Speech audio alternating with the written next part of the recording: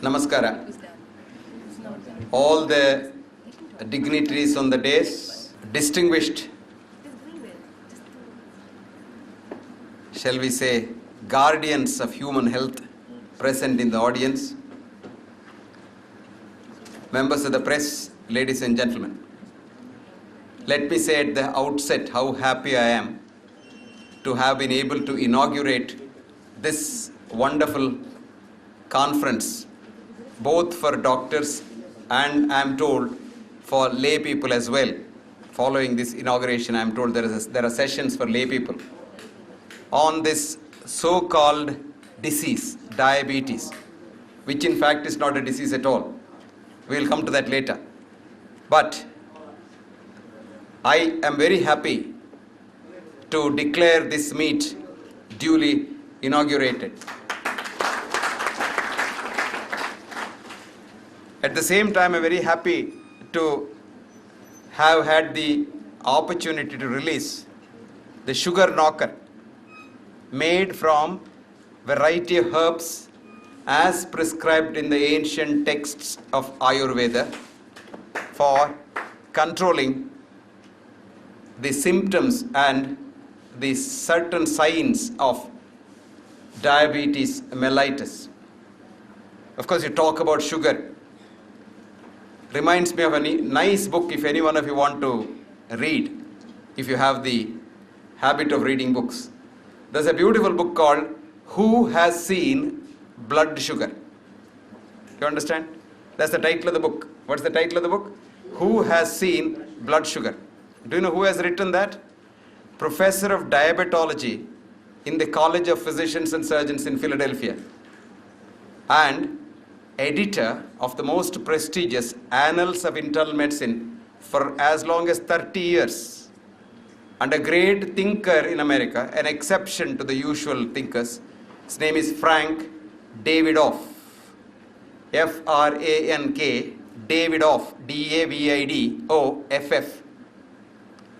This is published by the College of Physicians and Surgeons in Philadelphia, and a very interesting book.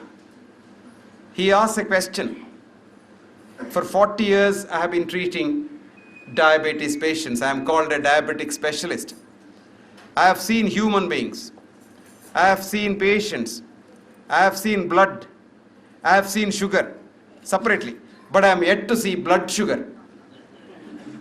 But all my life, I have been struggling to keep that very interesting thing called blood sugar under control in my patients with all the effort on my part. God only knows how many of them I have sent prematurely to meet their maker. This is a very, very pertinent statement coming from a man who has had 40 years of experience of treating patients and teaching medical students as a professor in a very prestigious medical school in the United States of America. Now today, I see a lot of youngsters here. Some of them are so enthusiastic, they're so loudly speaking to themselves in the audience, etc., etc. I can see that you're all now ready. How do I now knock this blood sugar off with this sugar knocker? You would be surprised.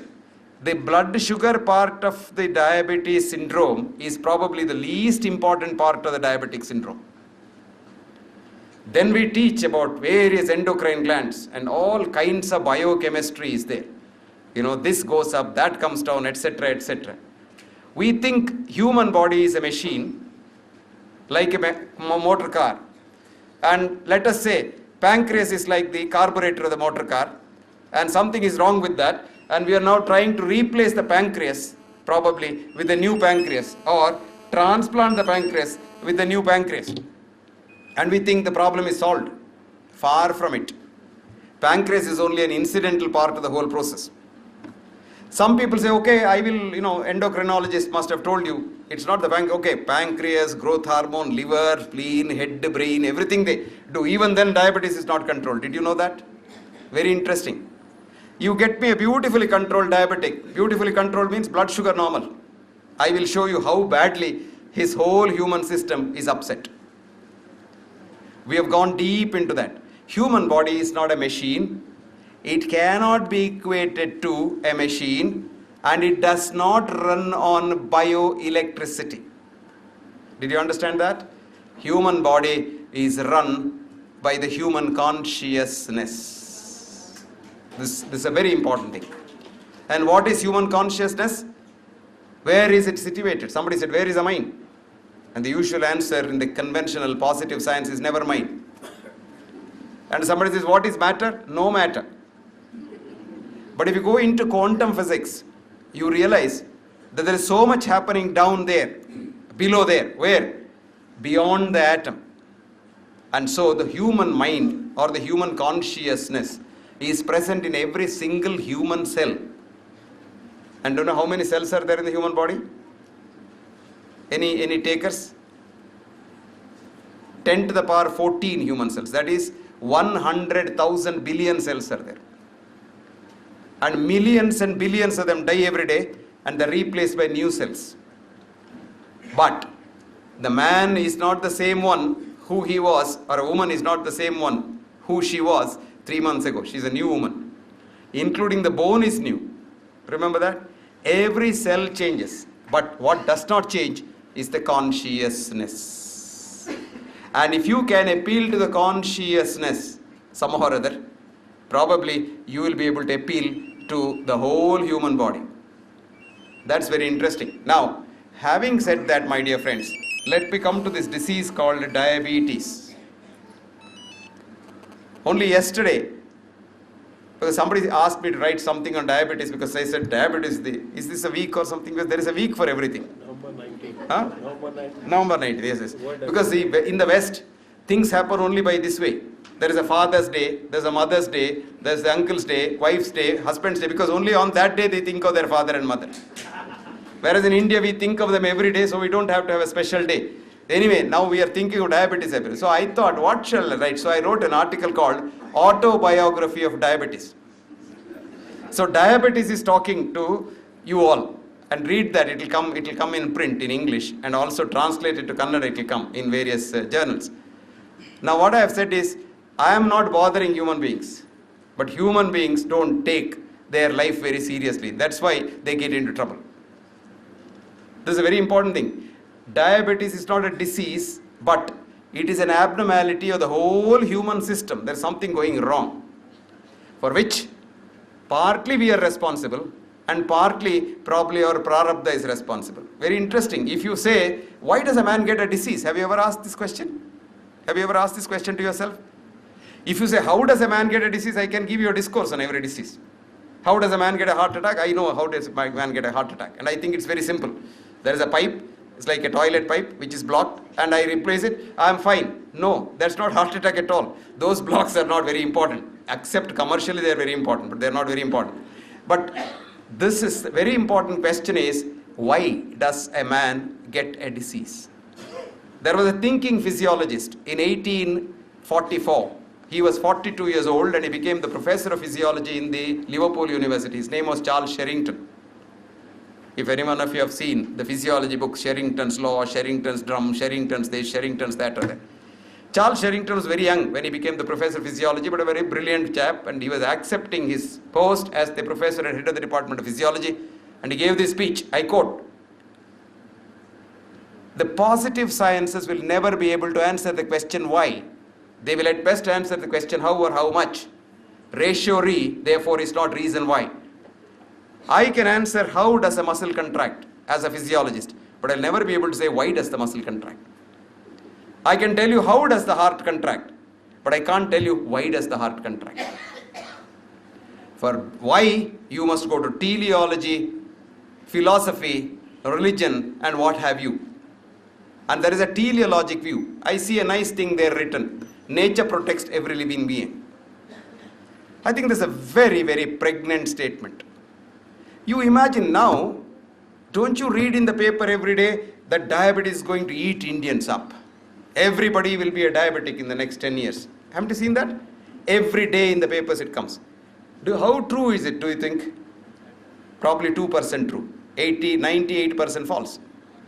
Because these are all artificial statistics engineered and produced by vested interests who want to sell their drugs. And this is done through so-called medical scientists whose research, quote unquote, is heavily funded by these drug companies. Do you want to know what the drug companies do? Not the Indian drug companies. They don't have that kind of money. The American drug companies, do you know what they want to do? They run the government of America. Do you know that? President Bush has much bigger lobby of the drug company helping him, 3 times the size of the lobby of the oil companies. Can you believe that? You know why he went to Iraq? To get oil. Okay, that's one lobby, oil lobby. But the drug lobby is 3 times more powerful. Don't believe me. I'm not. Read this book if you want. This book is called The Truth About Drug Companies. This is a fascinating book. Each one of you must read. The Truth About Drug Companies. How they deceive us, what to do about it, full stop. This is the whole title of the book. It's not written by an ordinary ass like B.M. Megde. It's written by the former editor of the New England Journal of Medicine, who was the editor for 20 years. Before that, her husband was the editor for 20 years. So between the wife and the husband, they were the editors of the New England Journal of Medicine, which is supposed to be the Mecca of medicine in the United States of America, for 40 long years. Her name is Marcia, M-A-R-C-I-A, Angell, A-N-G-E-L-L. And this book is published by Random House, New York. And she has sold 1 million copies in 1 month and has become a multi-millionaire herself. She resigned the editorship of the New England Journal of Medicine because the journal owners changed the policy. Her husband had made a policy 40 years ago that anybody who receives money from the drug company shall not write an expert editorial in the New England Journal of Medicine. Now the management said, 1 year ago, there is hardly anyone who has not taken money from the drug company. If you want to know how doctors are being paid by the drug companies, read this editorial in the JAMA, Looking the Gift Horse in the Mouth. JAMA is the most prestigious American journal. Looking the gift horse in the mouth. How from the 3rd year medical student till he is buried or cremated, the drug companies run doctors' lives. Anyway, if you don't believe anyone of these things, there's a very interesting book written by a doctor who resigned his job and researched to write it. It's called Overdosed America. O-V-E-R-D-O-$E-D America. Instead of yes, it's a dollar there. Overdosed America. Do you want to know what the drugs do? The 4th important cause of death in the United States of America is ADR, adverse drug reactions. Do you know what the first cause of death? You want to know? No, you shouldn't know. Doctors' interventions. 2nd is cancer, 3rd is heart attack. Anyway, that's besides the point. Now coming back to human consciousness, nature protects every living being. The present high-tech Western modern medicine has been in vogue for about 100 years now. Of course, it was in the various forms, it was there for 5,000 years. From 100 BC in Greece, from Hippocrates. Hippocrates got it from Charaka, 300 BC to 400 BC, because Alexander the Great's army took the books to Greece, and actually the original Hippocrates thesis is almost a verbatim translation of Charaka Samhita. But anyway, it went through Arabia, it went through Europe, and went through so many things, and then ultimately came to the so-called West now in a refined form called quote-unquote science.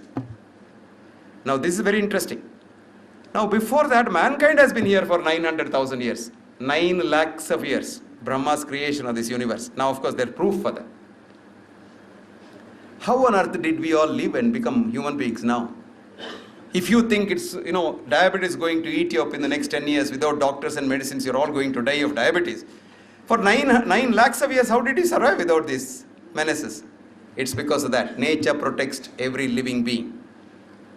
We were all very intuitive when we were born, but our intellect has completely nullified that. Your cat has a tummy ache. Which doctor does it see? Ayurvedic doctor, Unani doctor, modern doctor? No. It goes out to the garden and eats some herb. It knows. Cat knows which herb to eat. Have you seen dog eating grass? You have? Yes. When the dog has a problem, it knows which grass to eat. We also knew, but we have forgotten. Because we are daily brainwashed by the newspaper saying that diabetes will kill you, and if you don't believe in X, Y, Z drug companies, drugs, you will die. And what is the treatment? Everybody must be screened, I believe, in India. Now we'll come back to diabetes and we'll come back to sugar. Now what happens to nature protecting living beings is, you are made by nature and then he has put in the corrective mechanism also inside you and sent you here. If you behave normally, sensibly, you will live as long as you live comfortably. If you misbehave, you will die early maybe and you will suffer. That's all the simple thing. Nature has a cure for everything. Did you know that? Most of our drugs are discovered like that. So these herbs are nature given, God given, they are good. But there are so many buts in it. Just lowering the sugar is not treatment of diabetes at all. No. It is a good treatment for the doctor, the laboratory and the report. But may not be a good treatment for the patient for the simple reason that if it only lowers the sugar, it may not do what else it has to do. The most important thing is it has to get the patient back into healthy chaos. We have done some beautiful studies and this can be very easily done. You make a diabetic stand on a high glass table. Okay? We take the photograph of his feet. Man is standing on the table. We take the photograph, digital photographs, and we digitize it and we put a CWT plot on that and we can show beautifully how the capillaries go on doing that. This is a normal chaos. The blood supply to the feet comes and goes, comes and goes, comes and goes and distributes like a flower going, like that. Now you make a diabetic patient stand on that. Tightly controlled, blood sugar absolutely normal. He stands there, his capillaries are absolutely like that. They will never do that. Now if you can have something which shows that sugar is controlled and the capillary is doing that, that will be the real Dhanvantari's medicine. And I was telling our young man, energetic engineer, that the controlled studies in future should be done not on reductionist ideas as we do in Western medicine. That is, you take two groups. Matched control, we say. What is matching? Height, weight, body mass index, sex. That won't do. Because man is not his body. Man is 30% body, 30% genes, 40% consciousness. So you must be able to classify human beings in a genetico-constitutional conscious variety. That is only can be done by Ayurveda. That is, this Vata Pitta Kapha is not just the literal meaning of that. These are genetico-constitutional subtypes of man. Now, somebody has developed a further thing. There are 500 subtypes of Vata Pitta Kapha. And all that can be computerized today. And you can get the CD from Pune University. There's a man called Bhushan Patwardhan. You write to him, he will send you the CD. You can put it there. And then any patient who comes to you, if you have a long questionnaire to know all about him, his worries, his anxiety, his background, etc., etc., etc., and type it onto the computer, press a button, you get a subtype of that man. Now you must get, say, 100 people, and they are typed into various types, and you must compare the same type individuals with the other type. This is the real controlled study for the future. And one more thing, as I've told you, you can now check the healthy chaos in everything. If you want, I can give you the chaos in the heart. If you want, I can give you chaos in the lung. If you want, diabetes, the most important part is the capillary system. You can see all diabetics a problem, whether it is the eye or the kidney or the lung or the leg or the heart or wherever it is. It is the capillaries that really are a problem. Even tightly controlled diabetics have more complications than not so tightly controlled diabetics also, for the simple reason that you are not controlling the healthy chaos. So the future studies must be based on Ayurvedic classifications and healthy chaos of individuals. It is little difficult and little more expensive than the present one. But if really the powers that we understand this and make it a mandatory thing, we can have wonderful studies emanating from India which the West will have to copy. Now the West is trying. Actually, they have put up a big thing called WPH, Whole Person Healing Group. And Whole Person Healing Group has got its head office in Washington, D.C. And last month they had a huge conference where I had to give a keynote address on what is healthy chaos. And this was attended by such eminent people. There are about 10 Nobel laureates and all kinds of people. There are not only doctors, there are engineers like our friend Girish. There are all kinds of people, physicists, chemists, name it, they are there. And this is the future of medical research. Now, if any one of you have learned chemistry, I will tell you there is what's called a new chemical action happening in the human body called hormesis. Have you heard of this? It's not even written in the pharmacology books. Hormesis, Hormesis. Hormesis is every drug in very small doses has a biopositive effect. It does good to the human body. And there is a threshold beyond which it harms the human body. This applies to every single drug, A to Z. Every drug has the same thing, which is called hormesis, which was first discovered in vitamin C by an eminent chemist in the same department where Linus Pauling discovered vitamin C. But Linus Pauling didn't like it, because you say vitamin C is bad, he hated it. So he filed a suit against this man for $10 million. And who won the suit? Edward Calabrese won the suit. But of course, Linus Pauling didn't pay the money, the university paid the money. Anyway, Linus Pauling died. Now, hormesis has come to be. I'll give you an example. If anyone of you get a heart attack and come to the hospital, do you know what we give you? Rat poison. Warfarin is rat poison. Only thing is we give a larger dose to rat and a very small dose to you, that's all. Or sometimes we get from snake poison and give you thrombolytics. Or we get from urine and give you thrombolytics. And now urine is bad, but that extract is not bad. In very small doses. Rat poison is bad for the rat and you also if you take it in larger doses, but in very small doses it may save you because it doesn't allow blood to clot inside the vessel. Now this is interesting. This is hormesis. And that happens in Ayurveda. Ayurveda and homeopathic drugs work by hormesis. So that little bit of, say for example, ginger. Now ginger has the most potent antiviral drug ever found in medicine. And this was discovered by people in Harvard University. You and I think ginger, adenu namma amma adige haktare. Adenu maddu anta helidre nobody will believe it. Garlic. They wanted to kill garlic by doing 43 studies in the world literature on garlic pearls. And everyone was negative. So they wrote an editorial in the BMJ, garlic is good for cooking but not as a medicine. So I wrote an editorial, garlic is good but not garlic pearls. You have not done your studies on garlic because garlic pearl doesn't have the SH group. They have removed it, removed the smell. And what is there? If you remove something, it's gone.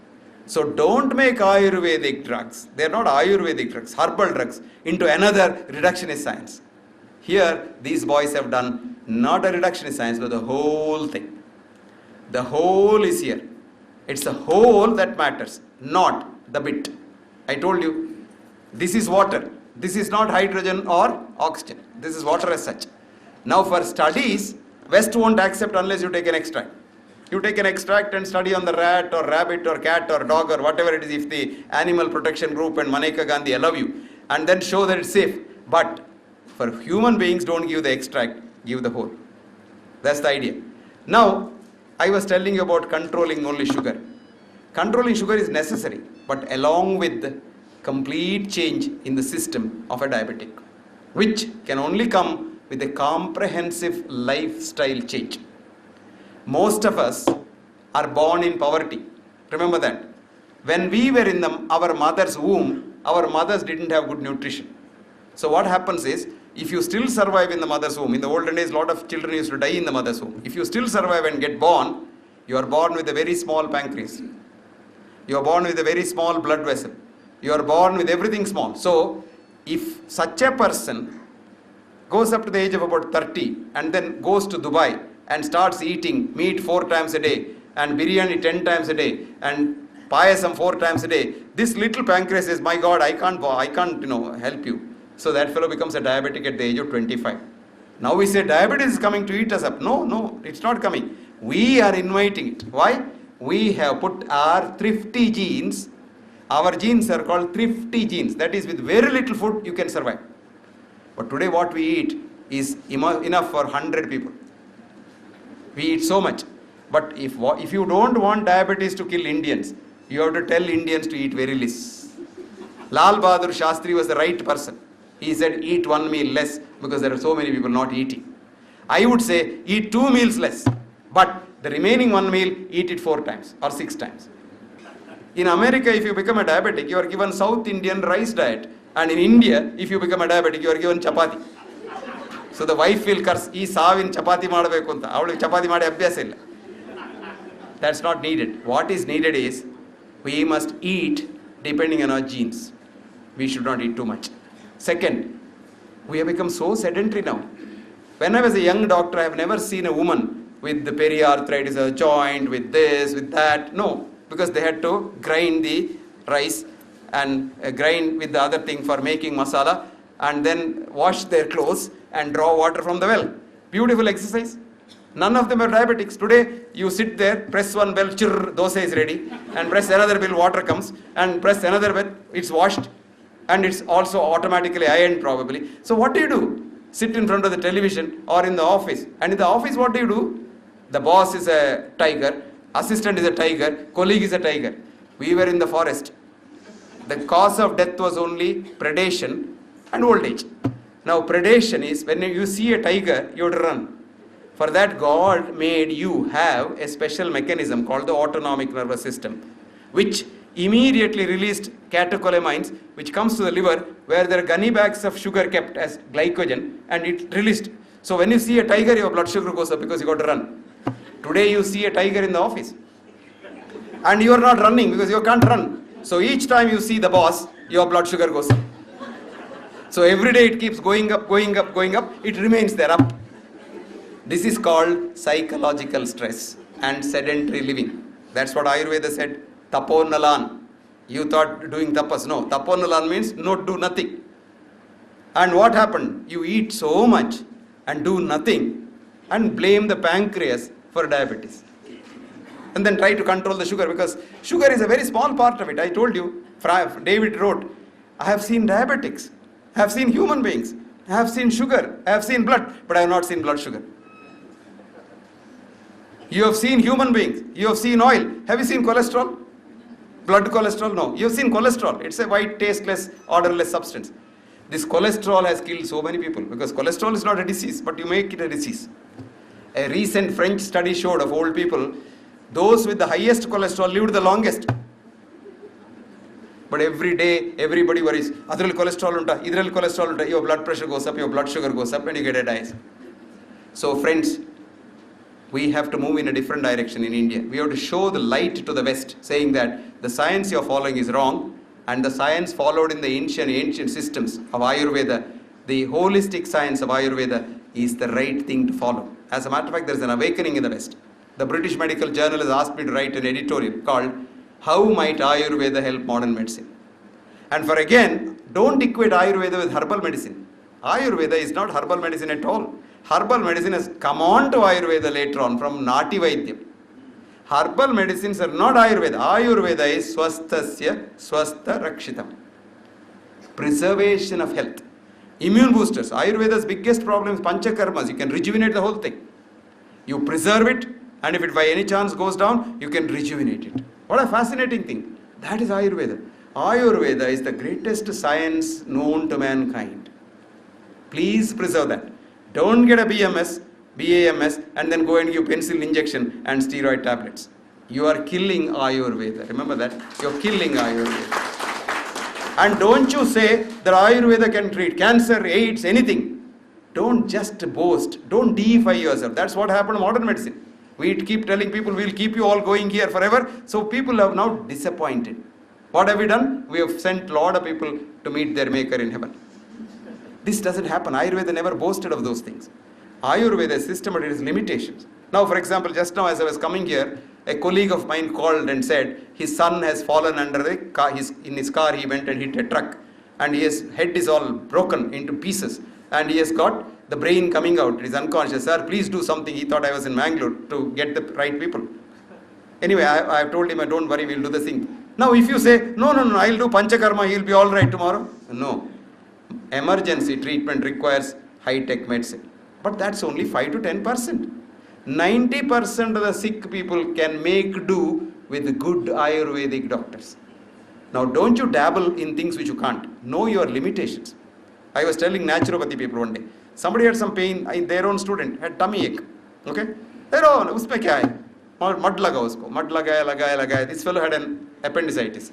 It became an appendix abscess. It burst, became peritonitis. Then he became unconscious. Then, Doctor Sahab kuch kijega. This fellow's appendix has burst. So try to find out if there is an appendix burst. You say, I will do massaging there. I will do nice pinda taila and then massage it. What will happen? The pus will come through the mouth when he is dead. So let us know our limitations. That is why I say complementary systems of medicine. We are evolving a new system where you have training in modern medicine as the basis. You have a good grounding in Ayurveda and you have a good splitting of Unani, Siddha, homeopathy and everything, because all these are good. Now what we have to do is take the wheat from the chaff and take the best wheat and put it together and make a chapati. That should be the future of Medicare system. And this is happening now. I am very happy that it's happening in America. You will be surprised. God willing, next month I have to give a talk in Johns Hopkins Medical School, one of the most prestigious medical schools in America, as to the role of complementary systems of medicine. Now it is mandatory for an American medical student to study 6 months of alternative medicines, of which till now Ayurveda was excluded. West excluded Ayurveda. They teach homeopathy, they teach acupuncture, they teach acupressure, because we ourselves don't have respect for our own Ayurveda. I tell you, the fight is very, very difficult. The fight is very difficult in India, but the fight is becoming easier in the West. There are already, the other day I was lecturing in Chopra Foundation in San Diego, where Chopra says, Sab, you must do something about it. And Chopra is making money like this. This is one small bottle, no? He has got 100 bottles like this. Most of it is fake, but lot of money, tons of money. Wo to nahi chalta hai. This kind of holism must come in, and we must have a new science of chaos for research and a new kind of controlled studies, because controlled studies today are ridiculous. Every controlled study in the long run, the good drug has killed more people than it has saved. And this is the unfortunate part, because we are having reductionist science in a holistic system. We are using linear mathematics for a non-linear system. We say heart has got this ejection fraction 35%. What is ejection fraction? Heart is not a square, it is not an oblong, it is not a circle, it doesn't contract the way you want it to contract. It's a totally different thing. What is the shore length of Ceylon? Any idea? Ceylon zigzag shore length is there. Can you measure it? Yes, you can. If you have a meter length, it may be 100 miles. If you have a foot ruler, it will be 200 miles. If you have an inch ruler, it will be 400 miles. If you have a millimeter ruler, it will be 800 miles. In short, it depends on how you measure it. But this measure, the real chaos measure, is called fractal measure. Fractals. I don't want to go into all those details. So, human body has two attractors in phase space. A static attractor called death and a chaotic attractor called health. And we are all in this chaotic attractor. And sometimes with the disease, you fall out of it. And if you fall very close to the static attractor, death, God only can pull you back. Doctors can't. But if you fall out any other place, tendency is to fall back into health.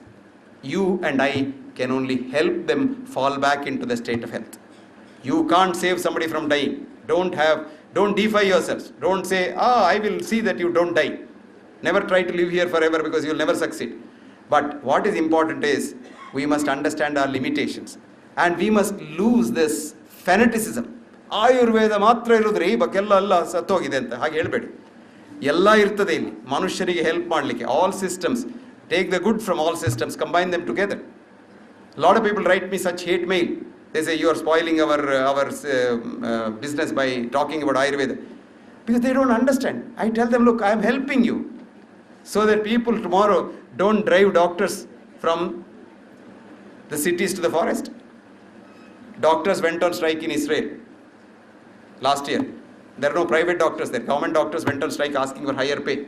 3 months they didn't work. Nurses ran the hospitals. Then they came back. Somebody brokered peace.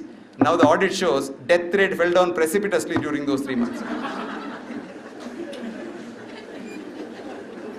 Henry, mind you, you all got the wrong address of real healing system.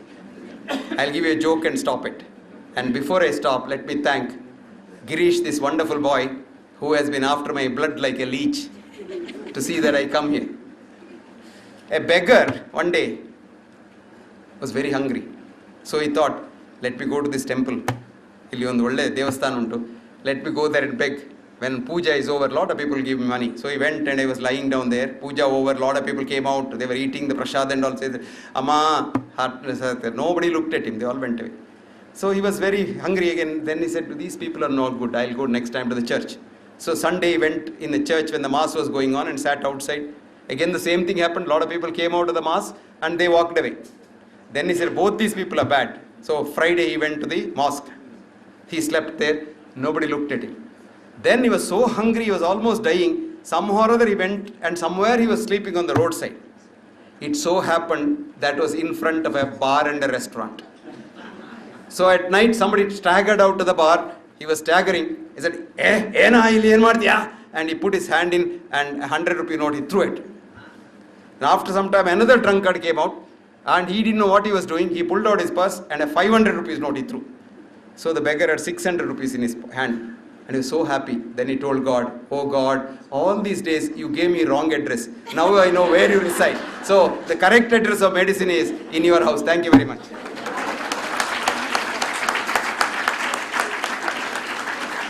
I now request Mr. Jayant Nadiger, the Trade Commissioner of Flanders, Federated State of Belgium, to address the gathering. Dignitaries on the dais, Girish. I don't know, I think I must be out of place here. I just came here to wish Girish all the best, but then he requested me to speak.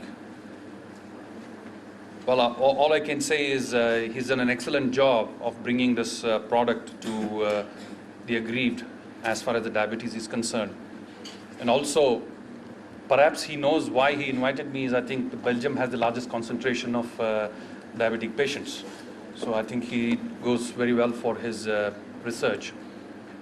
I only wish that he crosses the frontiers and then starts marketing his product in Europe as well. Any help that is required, I'm always there for you. So I wish you all the very best. Good evening, everybody. It was a great privilege for me to have Mr. B.M. Hegde on the occasion of launching of our product, Sugar Knocker.